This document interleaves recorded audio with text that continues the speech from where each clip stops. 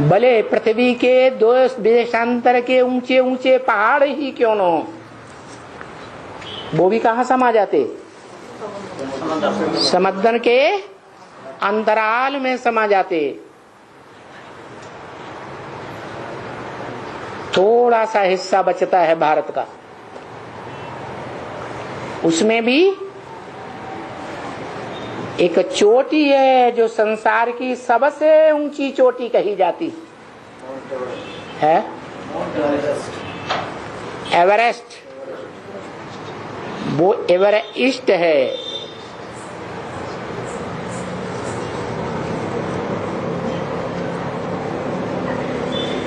पूर्वीय सभ्यता का प्रतीक है, जहां से ज्ञान सूर्य उदय होता है।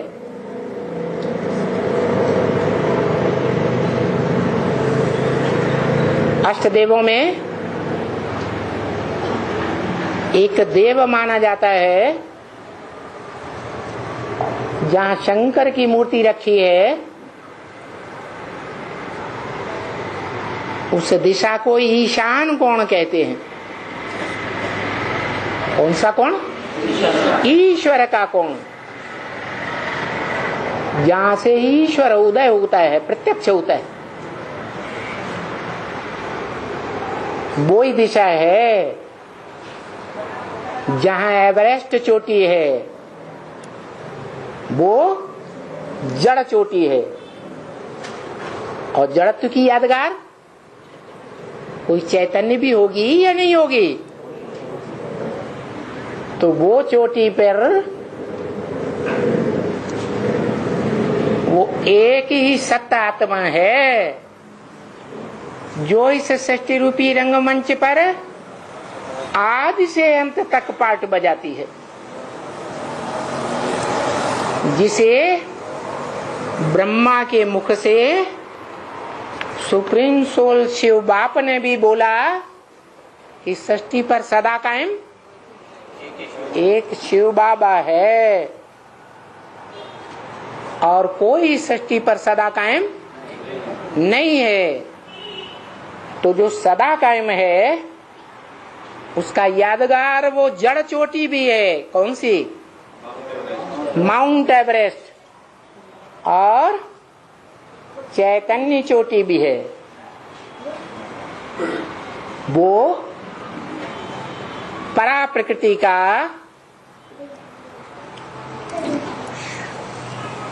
यादगार है।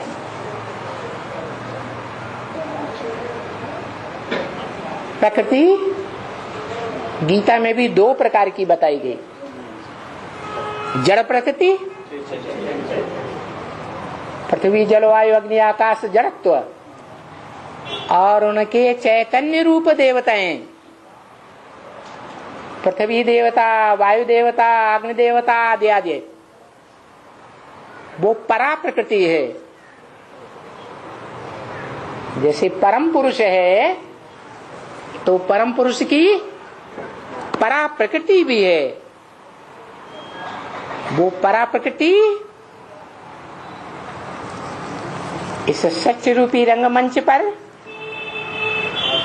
जड़त्व रूप में ही रहती है कि जड़ और चैतन्य के सार रूप में भी रहती है।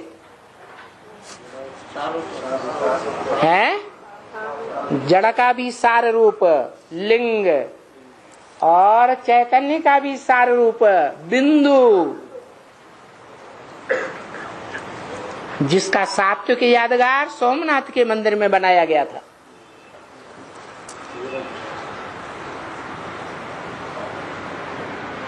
लिंग है बड़ा रूप, साकार रूप, पत्थर दिखाया जाता है, टोटल पत्थर, और उसके बीच में हीरा, हीरो पाटधारी। वो हीरो पाटधारी शिव है या नहीं?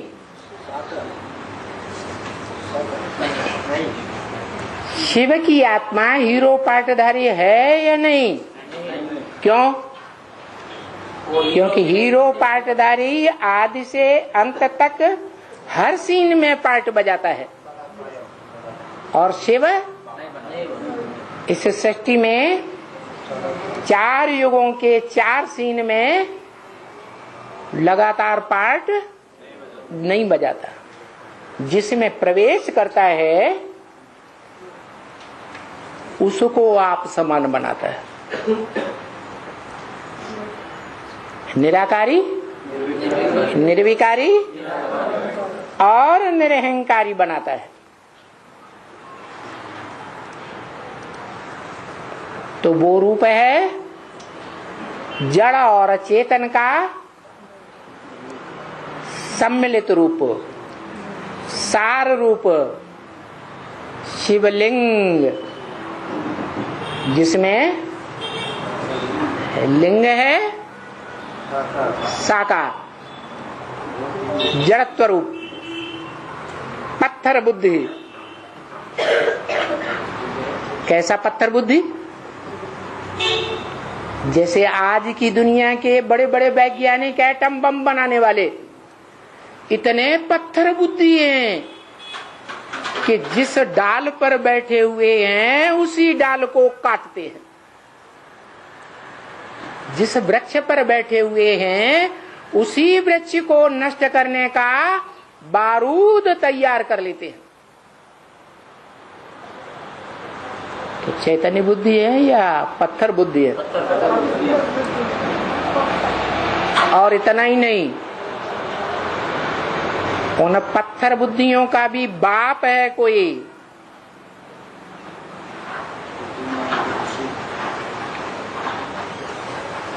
जो पत्थर बुद्धियों का बाप उन पत्थर बुद्धि नास्तिकों से भी बड़ा सा बड़ा खतरनाक पत्थर बुद्धि है। क्योंकि वैज्ञानिक एटॉमिक एनर्जी बना तो लेते हैं, देश देशांतर में बड़े बड़े एटम बम हजारों हजार मेगावाट के तैयार कर लेते